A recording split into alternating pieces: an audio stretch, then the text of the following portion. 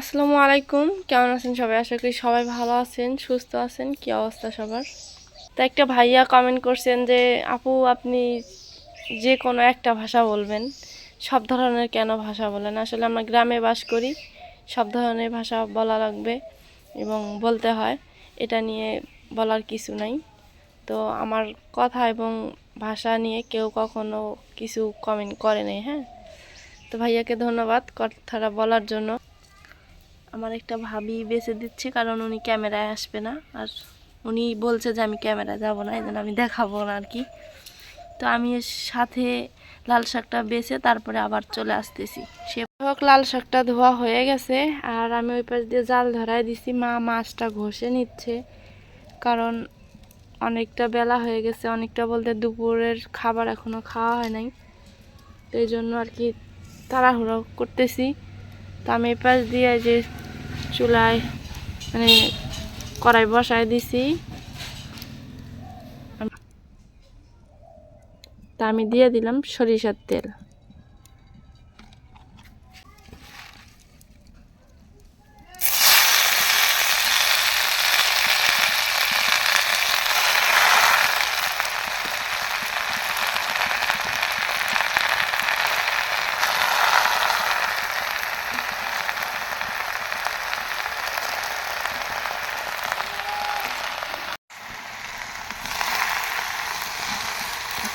তো আমি হালকা করে শাকটা সেদ্ধ করে নিব।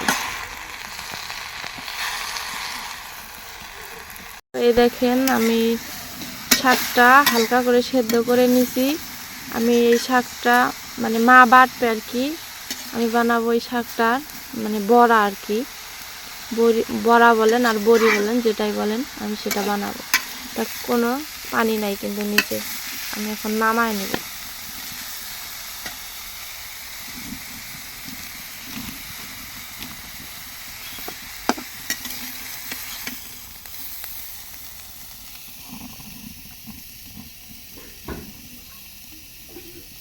আর মা আগে থেকেই বেটে নিছিল আতপ আতপ চাউলের, মানে আতপ চাউল ভিজে রেখে বেটে নিছিল না মা? এই যে আতপ চাউলের বাটা আর কি।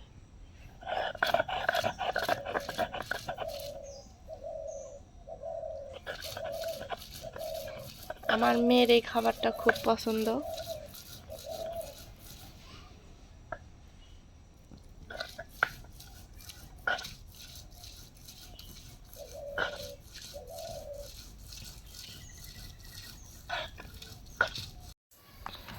তো মা এখানে বাটা মাছগুলো মানে এতক্ষণ ধুয়ে টুয়ে দিল, আর আমি এগুলো মেখে নেব এখন।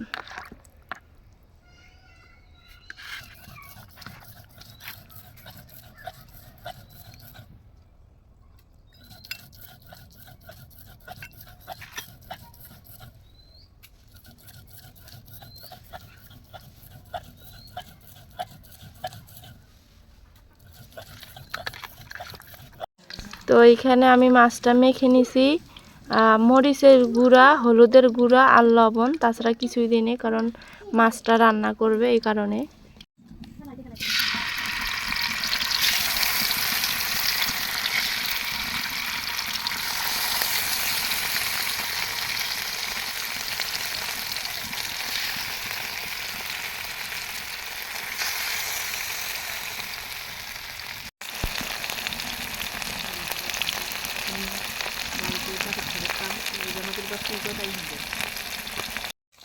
তো যাই হোক, মাছটা মানে ভাজা হয়ে গেছে, আমি তো দেখলেন আমি মাখায় টাখায় উঠাই দিছি আর কি। তো মার বাটাটা হয়ে গেছে, লাল শাক বাটাটা আর কি।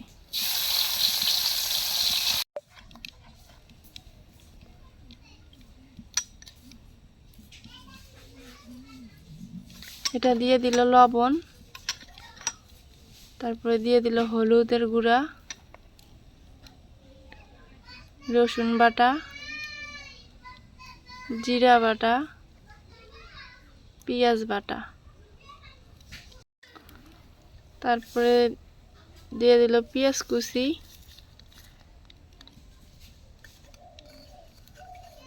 কাঁচামরিচ কাটা, ধনিয়া পাতা কুচি আর কি।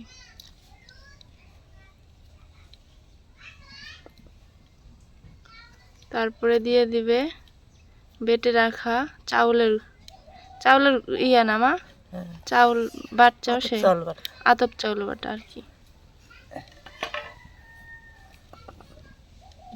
ভাই তো এখন এটা মিক্সার করে নেবে, মানে মাখায় নেবে আর কি সব কিছু একসাথে।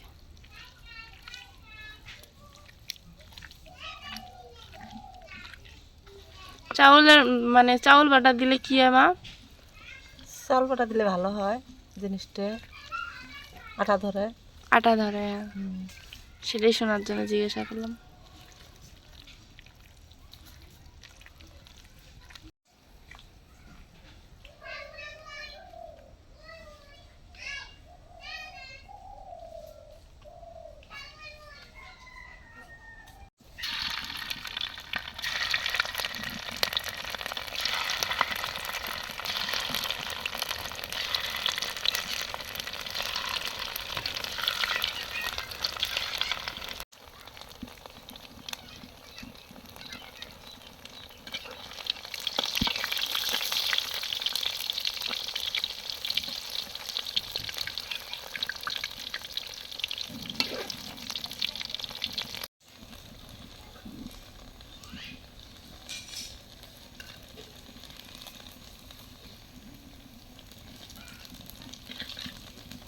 কালো কালো হয়ে গেছে, এই যে কালো কালো হয়ে গেলে নামায় নিতে হয় আর কি।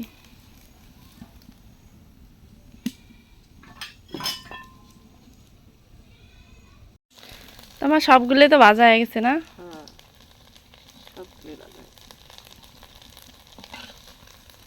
দেখছেন একবারে কালো হয়ে গেছে।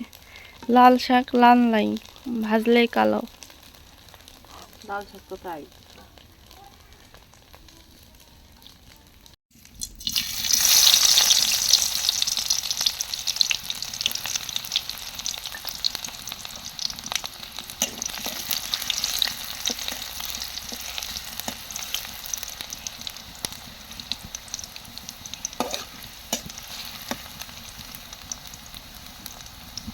বড়া ভেঙে দেখাই, এর ভিতরে কাঁচা থাকলে কিন্তু মানে ভিতর মানে তরকারির মানে ইয়ে হয়ে যাবে, আওলায় যাবে তরকারির ভিতরে দিলে, সম্পূর্ণভাবে যেন মুচমুচে হয় এরকম।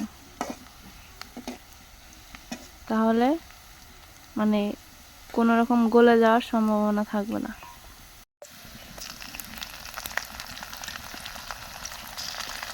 রসুন বাটা, জিরা বাটা, পেঁয়াজ বাটা, মরিচের গুঁড়া, স্বাদ মতো লবণ, আর অল্প একটু হলুদের গুঁড়া।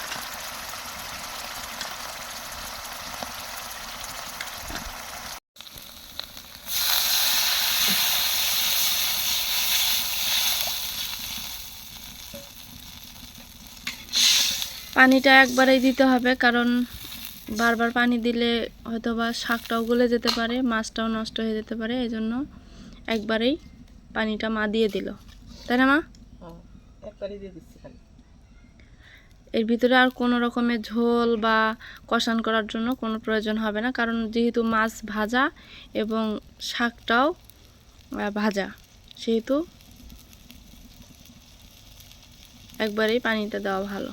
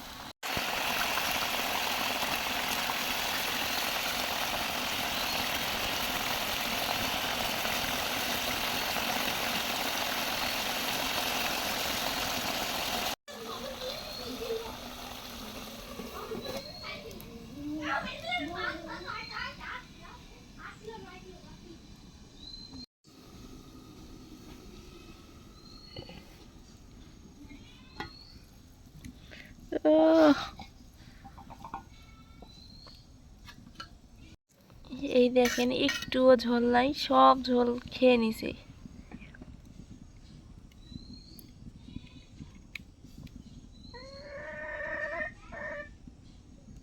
তো আজকে এই পর্যন্তই, রান্না বান্না শেষ।